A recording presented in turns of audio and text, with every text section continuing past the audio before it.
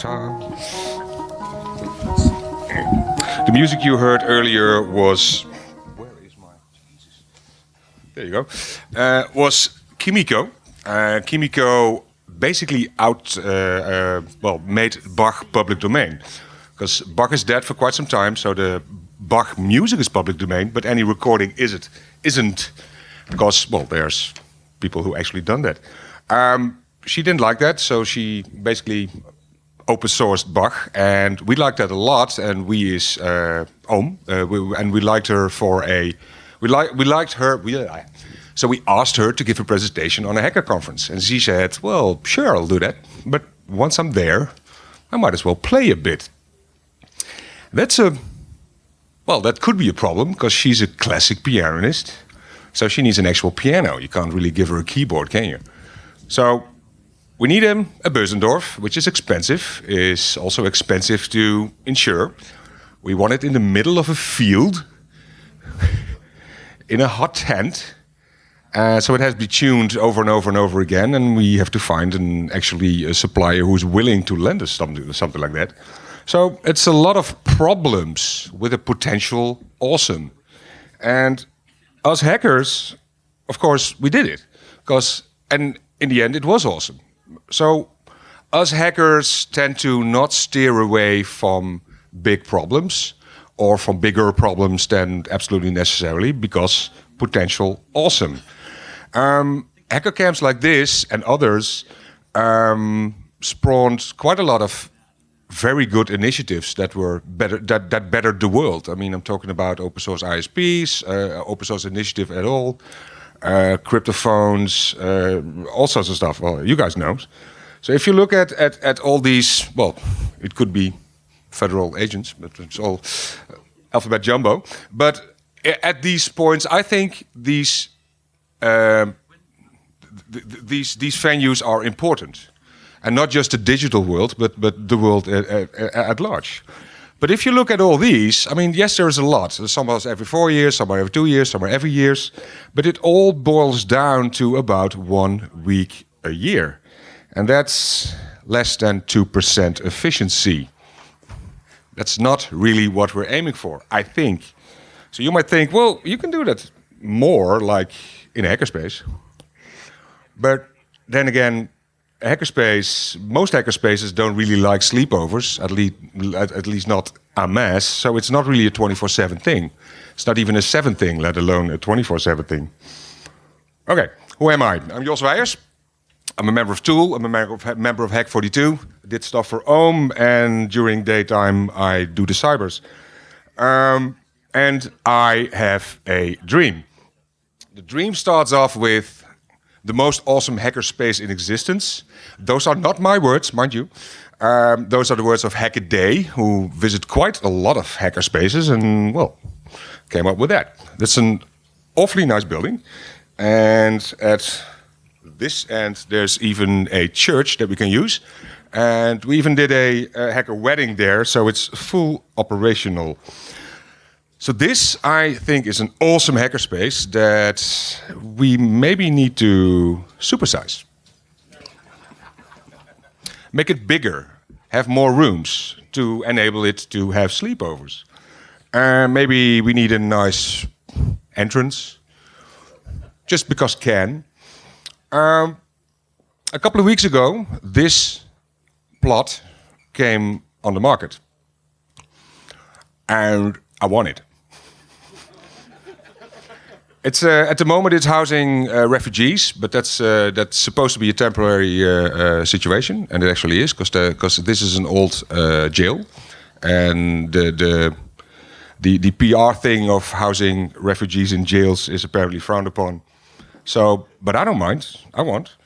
So a couple of weeks ago, this came to market, and I had the dream for way longer than that, but because it came to market, we kind of got a kick in the butt to actually place a bid on the thing. And actually at the moment it's not, but that means we just have more time. The spot, how big it is. Well, this is our main building at the Hackerspace. This whole building fits, of course it doesn't work. Can you see this? Okay, it fits in this one. So yes, it's supersized. The tiny little round thing here is a open space. And because you guys do feet and inches and shillings and God knows what, and we do meters, I have no idea how to compare to that. So we'll put some stuff in it. In this open space, this building fits.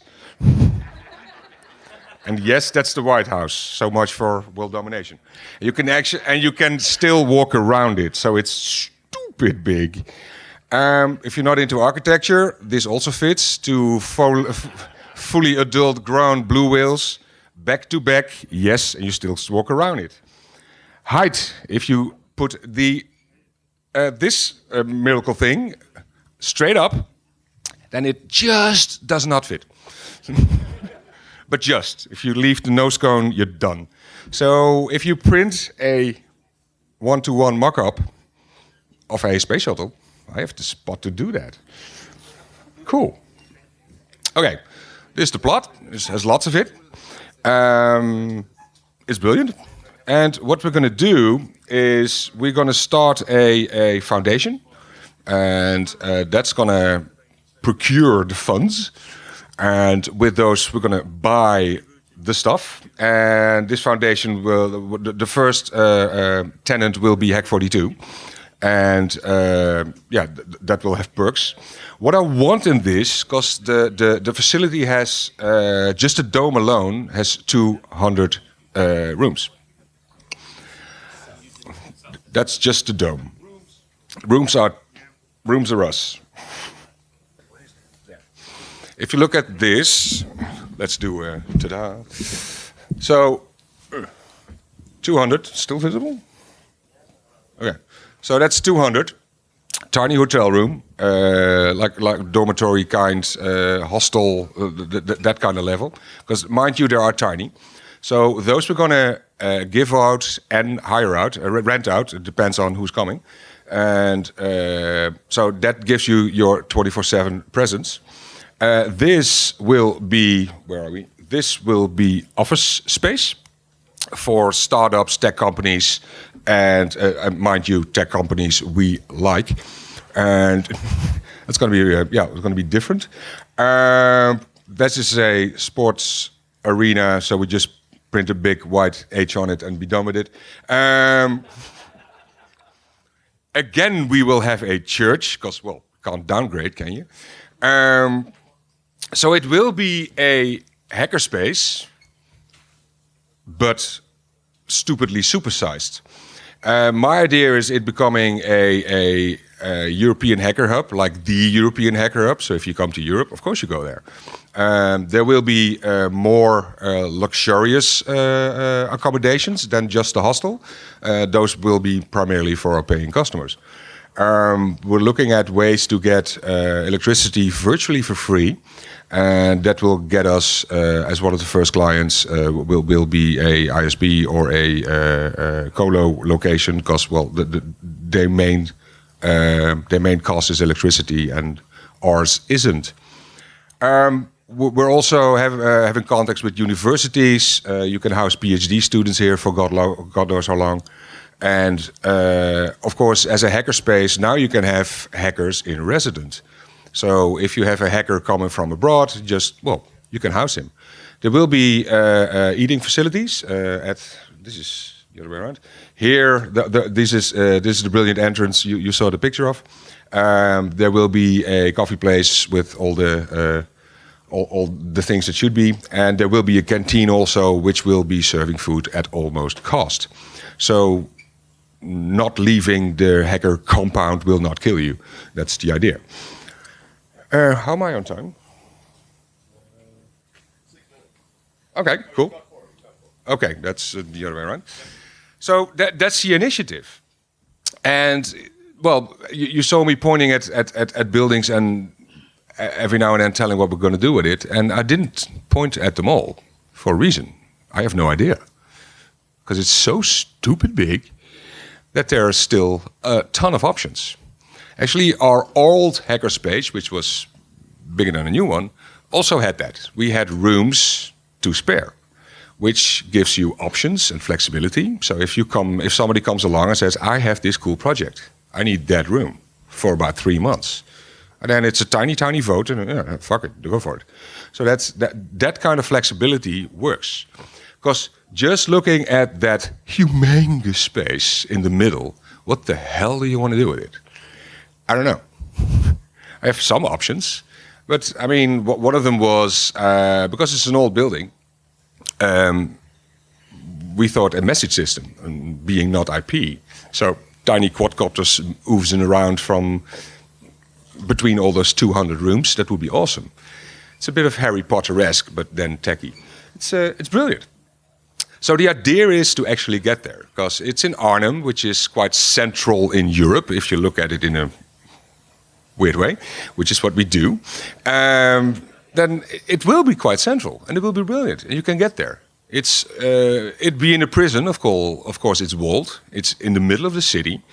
But because it's walled and the walls are quite thick and quite high, you can get away with quite a lot without disturbing the neighbors, which is, kind of what we want to do. So the church will be used for, well, of course, all our weddings. And at least once a week there will be given a lecture. And that will be open for the public, of course. And basically that's it. I mean, so you have tech companies who... and one thing we do, we try to make the canteen and the coffee place that interesting and that cheap that no one will even think of putting a coffee machine in his own room. So the canteen will be the living, the mingled place of all the people. So if you just come in, that's cheap office space, I'll rent it and I won't bother with the rest of us, then you'll have a very short lease. Basically the same goes for the housing cost for the building itself.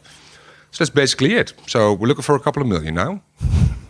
And actually what we're looking for is not so much, well, of course we're looking for money, everybody is, but we're actually looking mostly for ideas. So if you have a bold idea that needs room, that we will have. Time-wise, this is in about, hopefully we'll be here in about 3 years. So it's a process. So